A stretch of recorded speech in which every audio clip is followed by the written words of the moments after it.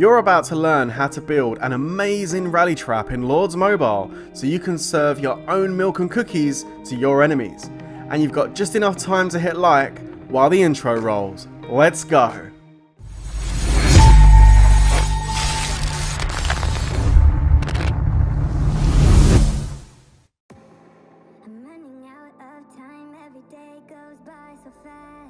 What's going on, guys? It's your boy Worthy Prince coming at ya with another Lords Mobile video, and today, guys, is the one. Yes, I'm going to be giving you a full account overview and guide on how to build yourself a deadly rally trap in Lords Mobile.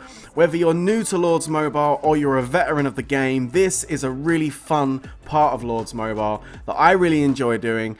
And I'm going to show you guys how to do it. Now, rally trapping as a concept, as a meta, hasn't been a new thing. It hasn't just arrived. People have been rally trapping pretty much since the birth of the game, back 3 years ago now.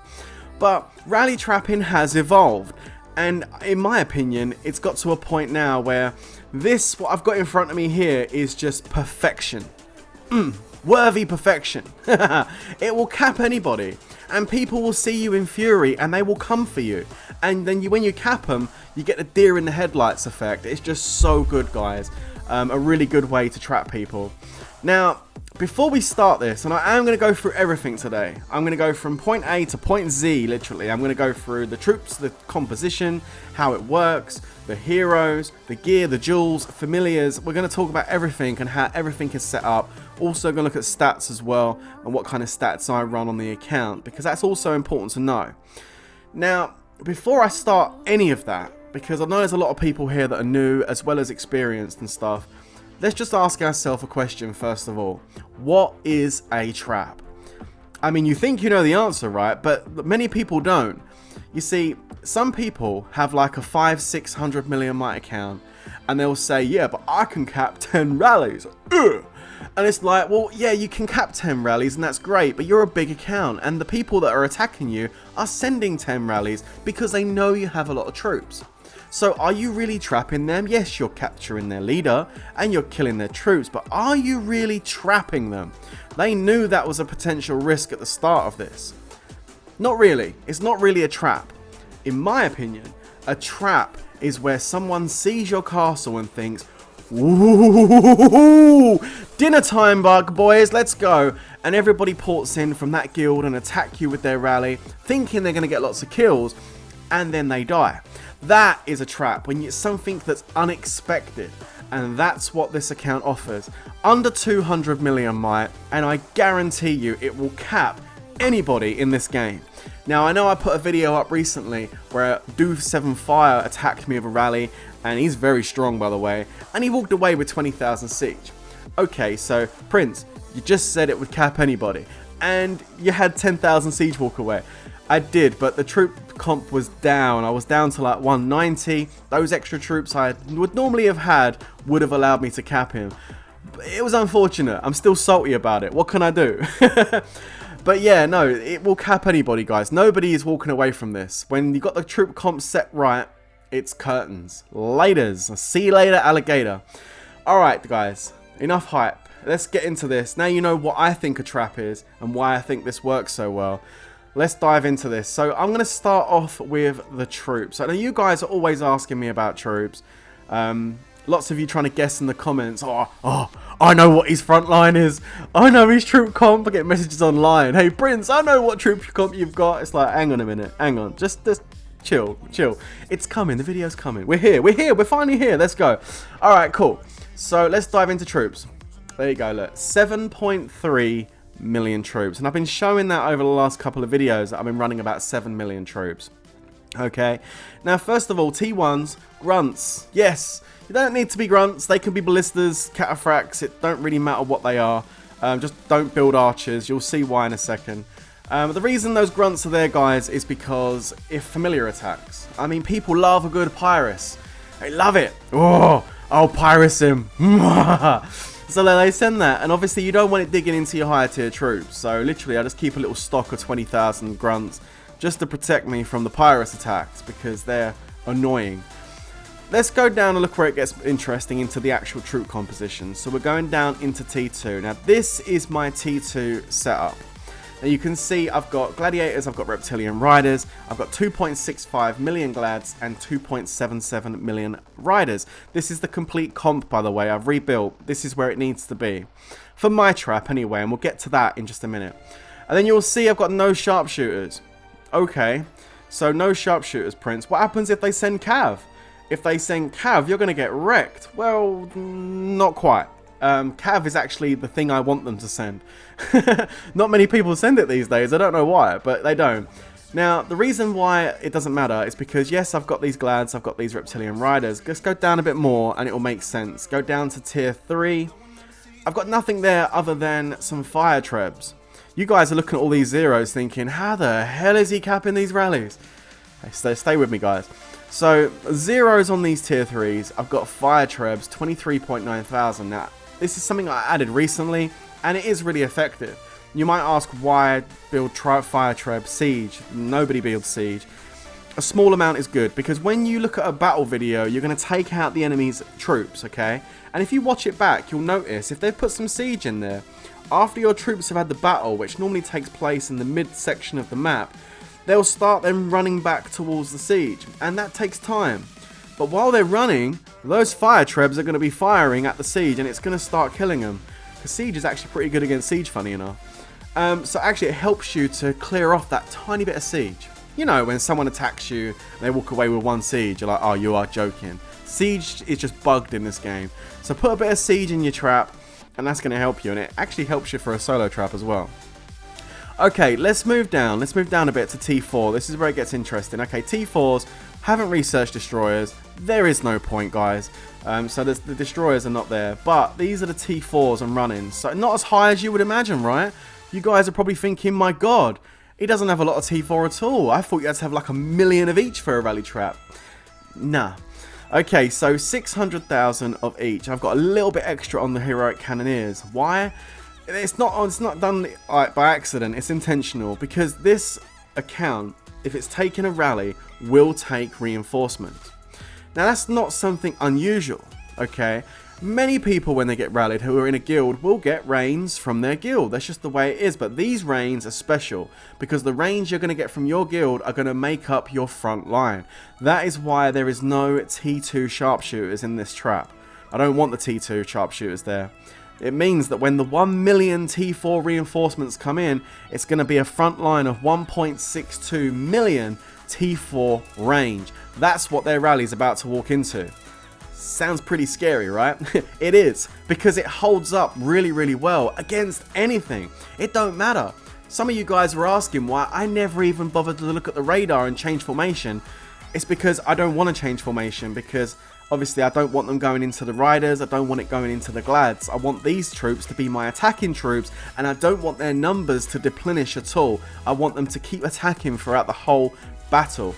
So they're going to come through, and my Heroic Cannoneers are going to hold whatever comes. If it's Cav, it's going to get shredded. Right, but if it's anything else, if it's range or infantry, those Cannoneers will do a fantastic job of holding it, while the rest of these troops cause massive damage. Now, on the last big rally I took from Do7 Fire, you saw that I didn't burn, I smoked, but he walked away with a little bit of siege, and I took a lot more damage than I would normally do, and the reason for that being is, my Heroic Cannoneers were down to 400,000. That's right, 200,000, over 200,000 short, which meant my front line was less, and that had a big effect on the actual functioning of the trap. So, when it's at these numbers, mwah, works absolutely perfectly. You'll cap anybody, guys. Nobody will get through it. It's really, really strong. And that is how it works. And you don't necessarily need to do it with the range. If you want to do it with cavalry, I mean, you could. I don't know if I've ever seen a cavalry reinforcement trap. That could be interesting. But yeah, you could do it with the cavalry. Just build sharpshooters, T2, and gladiators, and then obviously leave the reptilian riders blank. But you can also do it with infantry, and infantry is what a lot of people tend to go for. It's quite a common practice, is to go for an infantry reinforcement trap. But yeah, I like the range, because most people think that you're going to have an infantry front line, so they send cav, and of course, if they send cav, it's not good for the horses, guys. It's not good. But that's how the troop comp works. That's how the actual functioning of the trap works. But guys, it's not just about troops. Please don't go off and get yourself an account and put all these troops in here and think you're going to cap anybody. It's a lot more involved than just troops, especially when you're taking on the big guys.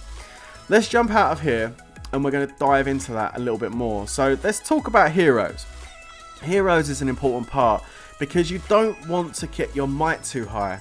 Okay, it's so tempting to go off and start golding out all these heroes. No. You can see I've got myself Oathkeeper, Rose Knight, Demon Slayer, Bombing Goblin, Child of Light and Snow Queen. Now they're the ones I use. Obviously this was originally my solo trap, so I knew from the start to not gold out every single hero. And yeah, these are great ones to have. I mean, Rose Knight and Bombing Goblin are offering army attack, which is awesome. Then you got Demon Slayer and Oathkeeper offering massive amounts of infantry attack, which is going to be really helpful too against those range rallies. And then of course you've got Child of Light offering that cavalry attack. So it's just a nice balance. 1 range, 2 inf and 2 cav. Only 1 range hero. And again, you might ask the question, Prince, why have you only got 1 range hero when you're a range reinforcement trap? Surely it would make sense to go ahead and pack your wall out full of range heroes. No, it wouldn't. And I'm going to try and explain it. This might go over some people's head, but I'm going to try and explain it right now. Let's look at Bombing Goblin very quickly and look at his skills. Now, everybody looks at these skills and they look down at army attack and they go, oh, he's got 20% army attack, don't care about trap attack, don't care about trap durability. Yeah, he's alright, I'll use him. And that's it, they come away from the hero. But you're missing one of the most important parts of this hero. One of the most important abilities he has is the top ability. Meteor deals 200% squad attack as damage to enemy troops. Okay, just read that again. Deals 200% squad attack as damage to enemy troops. That damages enemy troops and it's based on squad attack. What is squad attack based up of? It's based on the number of troops that are in that squad. Now hold that thought for a second. Come out of here. Go to formations. There we go. Okay. There's the range front line. There are 4 squads. Okay? 4 squads. Now, if I put 4 range heroes in on them squads, as the opposing force comes in and attacks my range front line, it's going to start doing damage, right? And the number of troops in each squad is going to go down because they're getting hit, they're getting attacked, right? Now, if the number of troops are going down in those squads, that means the overall squad attack damage is going to be dropping as well because the number of troops is going down. You can't maintain that squad attack damage if the number of troops in that squad are going down. That's why I don't put 4 range heroes in the front line. I put 1, which is Bombing Goblin, to give it a bit of a boost, plus its army attack, so it's boosting everything else anyway. And then I go ahead and put 2 infantry heroes and 2 cavalry heroes because those troops aren't getting touched. Their squad number is maintained, so that squad attack damage is maximized throughout the whole battle. It never reduces. And that's why I put 2 heroes in infantry and 2 heroes in cav, to maintain the squad attack damage, to do maximum damage on the opposing force coming in. I hope that didn't go over your head too much. If it did, rewind the video and watch it back again. But hopefully that wasn't too complicated, guys. Hopefully you got that. And then of course they sit on my wall. And there they are, very nice indeed.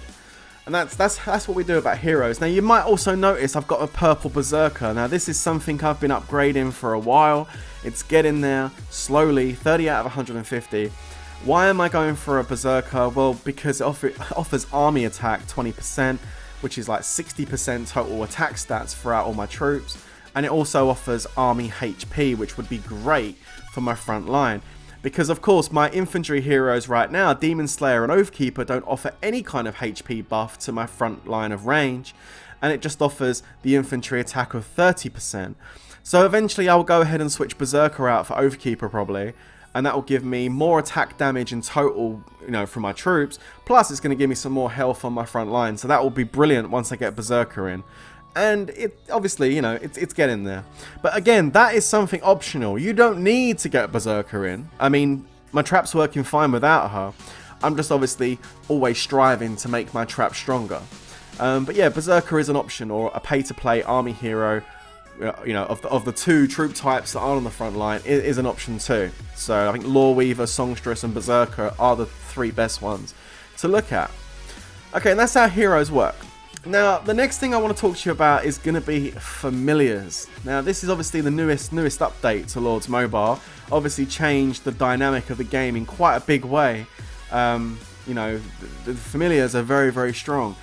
Now, of course, they're difficult to upgrade as well, and you need to know what type of familiars to put on your wall. Okay, it's really, really important. If we go into familiars, the first one you want to go for is Aquarius. I mean, it's a no-brainer. Go for Aquarius for your rally trap, because this is going to actually reduce the enemy's army HP. So it's army HP across all their troops. Although most people normally send like a spear march at you, still 15% reduction in HP is a decent amount. So you're going to kill their troops that little bit quicker. That could be the difference between winning the battle and losing the battle.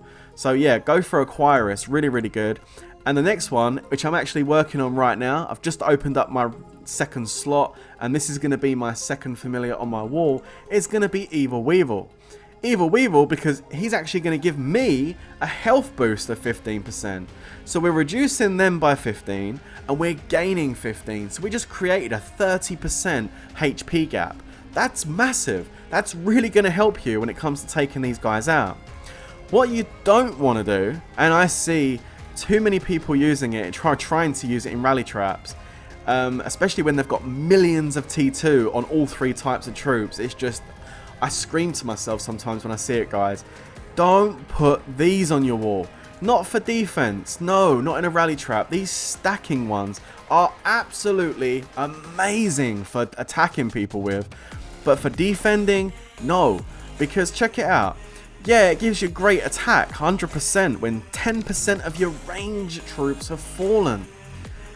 So to activate once, just one activation, that's going to be 10% of your range troops have fallen. And if you're sitting on a troop comp like I am, and we go take a look at our range troops, we've got 622,000, which means 62,000 of my troops are going to have to get wounded before this thing even activates once. We're talking over 100,000 troops for twice. We're getting closer to 200,000 troops at 3 times. And okay, I agree that as it's boosting the attack, it is going to be doing more damage for you. But remember, guys, it's not your range that are your attacking troops. The range is just there to hold their rally while the attacking troops go in and do the damage, the cavalry and the infantry. And likewise, if you're an infantry reinforcement trap, the range and the cav. And you can't use them stacking ones, because they're not even getting touched. So ultimately, it's not a good idea to use stacking familiars in your rally trap. So many people have asked me this question: should I use this? The answer is no. I would go for the ones that affect HP. If you could potentially go for the ones that offer some kind of attack. I mean, there are familiars in there that offer like cavalry attack and infantry attack. So you could go ahead and put a couple of those on to boost your actual attack of your cavalry and your infantry. That is another way to go about and do it. But I just decided, for me, I wanted to go the HP route. And I mean, with Aquarius, it's working really well. And I hope it's going to work even better with, what's his name? The little dude here, Evil Weevil. I like him. I think he's cool. It's going to be good. Hearty Feast. So I'm looking forward to getting that one on my wall as well. As far as the higher ones, like your level 4s and 5s, I mean, they're really expensive to level up. And to be honest with you, they take forever. And they're probably really good. And if your budget allows you to stretch to like them kind of familiars, like Blackwing or something, then by all means knock yourself out and get it, because it will help you. But they are quite costly. Alright. Okay. Now we've had a little talk about familiars and what kind of familiars work well on the wall. We're going to take a look at gear.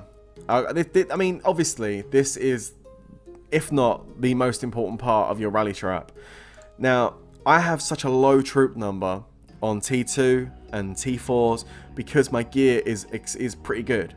And it takes time to get this kind of gear. I didn't go out and just spend and boom, I've done it in one day. It took me months to actually get this gear to the standard it is right now. And there still is a lot of improvements to do. But it's working really, really well at the moment. Now you can see this is my fake gear right now. I've just got my gathering gear on. Let me show you the stats on exactly what the actual gear looks like. So this is the gear. This is the rally trap gear that I currently use on the account. And as you can see, it's got a fear drum. So many people say, hey, you told me in gear check don't use a fear drum, and you're using a fear drum. It's like, what's going on, Prince? It's quite simple. I'm going to explain it to you. Because of the way my trap's built up, because it has got that range T4 front line, okay, obviously the horriblest attack I can get is a really powerful infantry march. Of course, because my front line's range. So I need to try and make sure I counter that a little bit, which is why, because of the way it's set up, I've got myself the drum in. But if I was using an infantry frontline trap, then I'd maybe have something different, like a Terraval to boost the infantry. So not the infantry, sorry. Like, what's it called? Another Blight Ring maybe to boost the range. It's just because of the way the comp's set up, and you can see from the stats, it's worked out pretty well. I've got 187 infantry attack. That's fine. That actually could do with going up, actually, to be fair. I need some infantry jewels. I'm lacking infantry jewels, guys. So yeah, I need definitely to get some more gold infantry jewels. I would like that over 200%, but I mean, it's working. It's working. Range 205.5%. That's absolutely fine. And then cavalry 234.4. Cavalry, I need it to be the highest one to get rid of that infantry. Okay. And then going down here, you can see I've got Army Max HP 88.5. That's because I'm using items like this. The Dragon Iris. Not only does it give me cavalry and ranged attack, but it's given me army HP 10%. Very nice piece of gear. I want to try and get this to mythic. Very, very nice. And I always try and do that. Put stuff in that's going to benefit everything. The champion boots is obviously optional. I got lucky with a drop, which is why I've got purple champion boots on my rally trap. I'm lucky to get that, I know. They're not going to gold anytime soon because I've got no mains. But these are really good. They're a really good piece of gear. I mean, the ranged attack, it gives me a nice big boost to the ranged attack itself. I mean, it's still got to be a strong front line, you know. Army attack 6%, army HP. I mean, it's got stats coming out the wazoo. Really nice piece of gear. Works well for this. If you can't do champion boots, then I'd go for Dragon's Talon. Okay. Or, potentially, if you're doing a range one, you could go for Storm Tassets because they're great for infantry and cav attack. And then, of course, the Firewall Plate. I mean, this offers infantry, cav, and army HP. I mean, it's perfect. Boosts the attacking troops by a decent amount, 40% and 50%. And then it gives me frontline HP. I mean, you can't ask for anything more from a chest piece. Really nice. Again, same kind of thing with the Beast Helm. Gives me attack on my cavalry and my infantry. The ranged is from the duel. And then Army Max HP. Boom, boost that range front line. Thank you very much. You see, I like these HP boosters that are boosting that front line. The mitts, perfect. I mean, look, the Army HP is massive. I can't wait to get these upgraded to Mythic. 25% HP. HP, HP, HP. Bang it into your head until you don't forget it. It's so important in a rally trap. Everything I've got here, other than the drum and the sword, offers some kind of army HP. The ring does too, look. Army HP, 15%. Every piece of gear I'm trying to squeeze out a bit of army HP. To be fair, I'm thinking about even testing this scroll in replace of the drum once I get the scroll to gold. It's something I'm considering, but we'll have to wait and see how that works out. Okay, just also notice the jewels as well. These are the jewels you want to use. Don't put monster jewels or defense jewels in your gear. You're going to want to go for the attack jewels, inf, range and cav, one of each in each piece of gear. Alright? And then put them in at blue and then upgrade as and when you can. Takes time. Jewels are not easy. Everybody asks me, what's the quick route for jewels? There isn't one. It's very, very difficult to upgrade jewels, guys.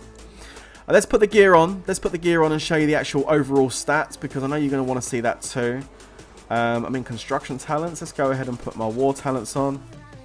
And again, you've seen this before, but the war talents are set up the same way as most people set their defense talents up. The squad offense one at the top, and then go down to the bottom. Squad health 2, ranged offense 3, cav offense 3, infantry offense 3, cavalry offense 2, ranged offense 2, and infantry offense 2. To be perfectly honest, I think I'd rather put those 2 points of ranged into infantry. I think I probably will change that. I just noticed it actually.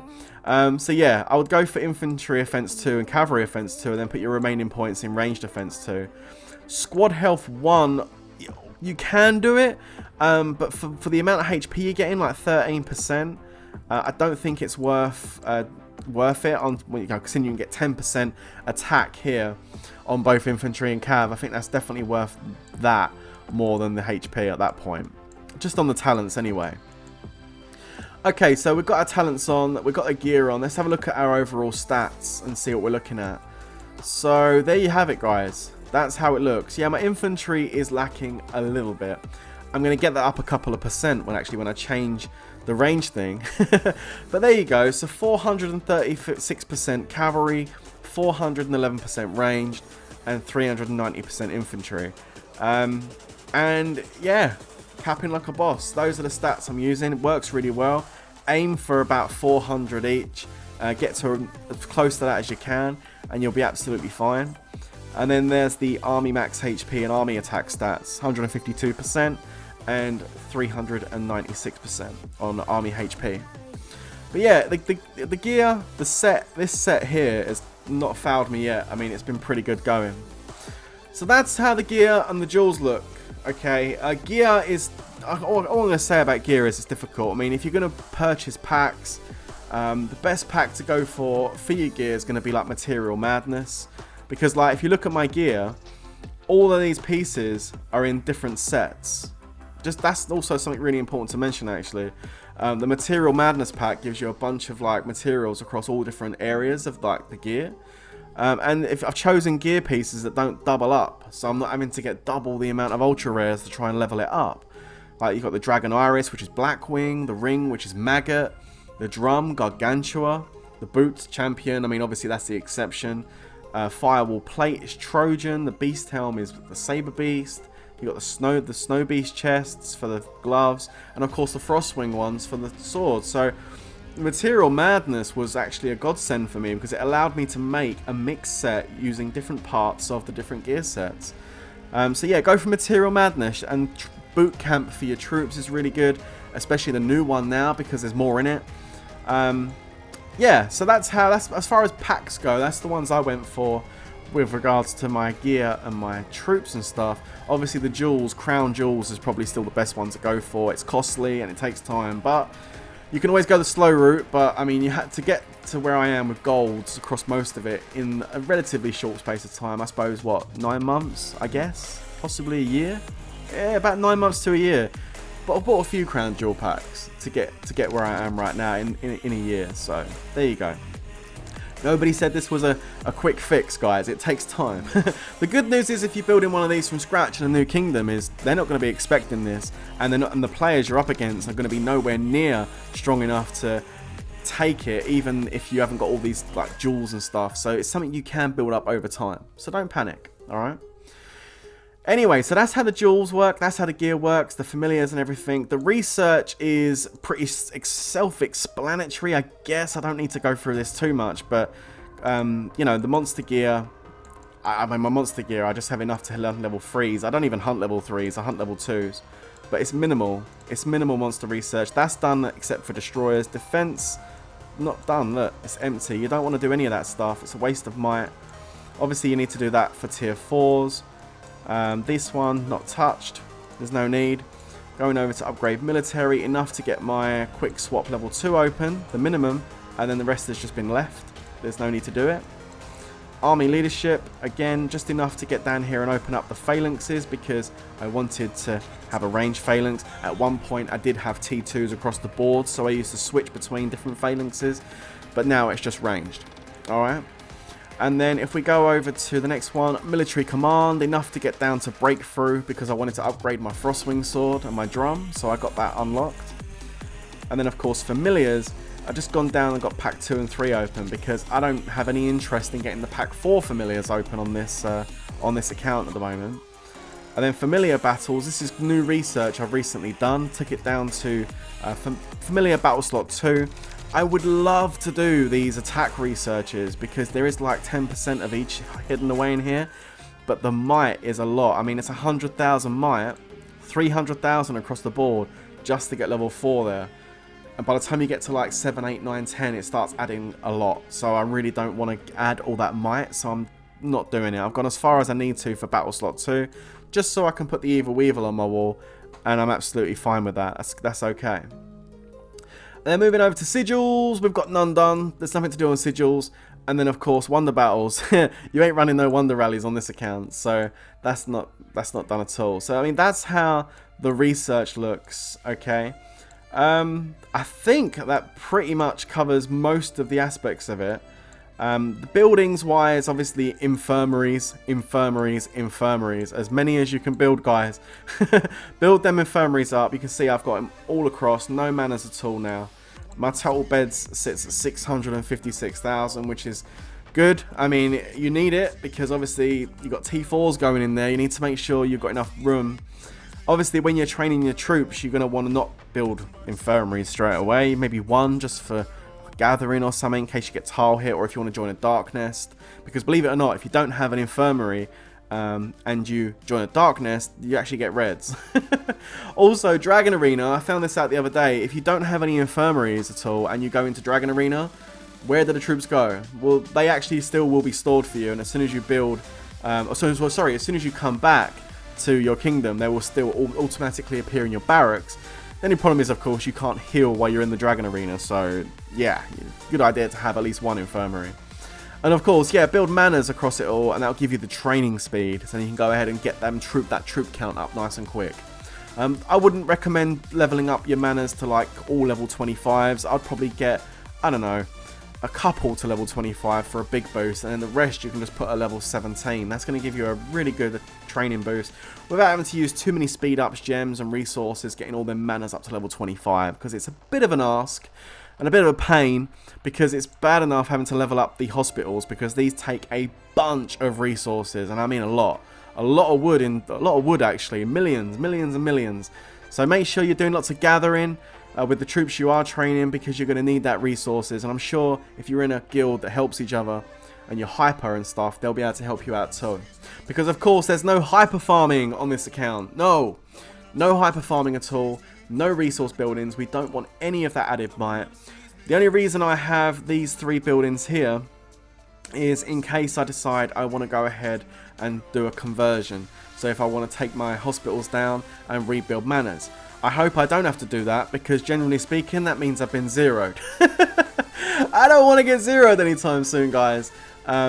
So yeah, no, it's just there because I don't want to have to rebuild those 3 buildings to level 25 again, because it's just annoying. And it don't add that much might, just 3 buildings. So I live with it. I live with it.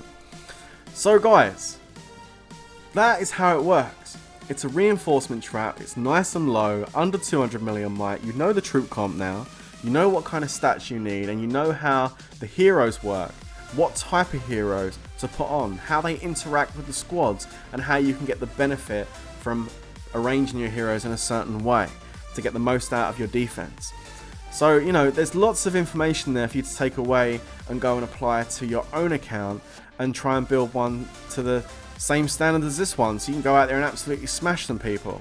Just make sure your guild are aware of what needs to be reinforced. You know, it won't take long for them to realise, but yeah, make sure your guild know what to reinforce you with at all times, and make sure if you're building in a trap like this that you are an active guild that can get into Fury and reinforce you, because it doesn't really work well unless you have that big front line. Just bear that in mind, okay?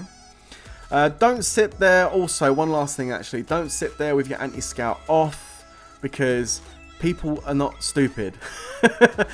Someone will scout your castle and they'll see you've got no T2 of one troop type, and immediately they will know, they're going to get reigns of T4 in the one they haven't got. This is a reinforcement trap. So don't do it. Don't take your anti-scout off.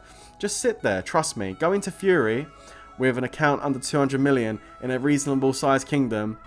You've seen the videos, guys. You know what happens. Hey, you know what, guys? I wish you the best of luck out there in Lords Mobile building your own rally traps. And from this rally trap, it's going to be the end of this video. So until the next time, guys, you know how this next bit goes, right? Stay safe, everybody. And of course, peace out.